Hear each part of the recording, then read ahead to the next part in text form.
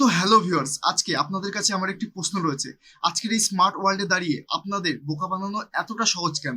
আর দুদিন আগে ফেসবুক আর অন্যান্য সোশ্যাল মিডিয়া প্ল্যাটফর্মে বেশ কিছু পোস্টের ভিত্তিতে আমি এই কথাগুলি বলছি আপনাদের। আর আপনি হয়তো নিজেও এই পোস্টগুলিকে শেয়ার করে থাকতে পারেন, কিন্তু এবার বিষয়টা হলো আপনি কোনো কিছু না জেনে শুনে কেন ভুলভাল পোস্ট শেয়ার করতে থাকবেন। আর এই পুরো ঘটনাটি ঘটেছে নালন্দা বিশ্ববিদ্যালয়কে কেন্দ্র করে, এবং অনেকে রীতিমতো ট্রোল শুরু করেছে। যারা ধর্ম নিয়ে কথা বলছিল তারা এবার শিক্ষা নিয়েও কিছু বলুক।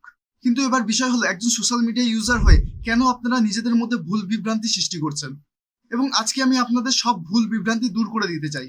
আর এর জন্য আপনাদের জানিয়ে রাখি, 2010 সালে ভারতীয় সংসদের আইন মেনে নালন্দা বিশ্ববিদ্যালয়কে পুনঃপ্রতিষ্ঠা করা হয়েছিল। আর এটি আজকের থেকে প্রায় 14 বছর আগেকার ঘটনা। আর এই 19শে জুন 2024-এ এই বিশ্ববিদ্যালয় ক্যাম্পাসে ভারতের প্রথম এবং সবথেকে বড় নেট জিরো ইকো রিসাইকেলিং সিস্টেমটাকে ডেভেলপ করা হয়। আর এটিরই উদ্বোধন করা হয় আমাদের দেশের পিএম নরেন্দ্র মোদী দ্বারা। আর এটা নিয়েই এত সমস্যা।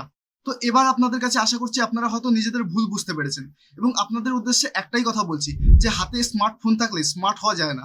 এবং এই ডিজিটাল ওয়ার্ল্ডে এসে আপনাদের স্মার্টফোনে গুগলের মতো একটি অপশন রয়েছে, যেখানে আপনারা রিসার্চ করে পুরো বিষয়টা জানতে পারেন। কিন্তু আপনারা এরকম কেন করেন না আমি নিজেও জানি না।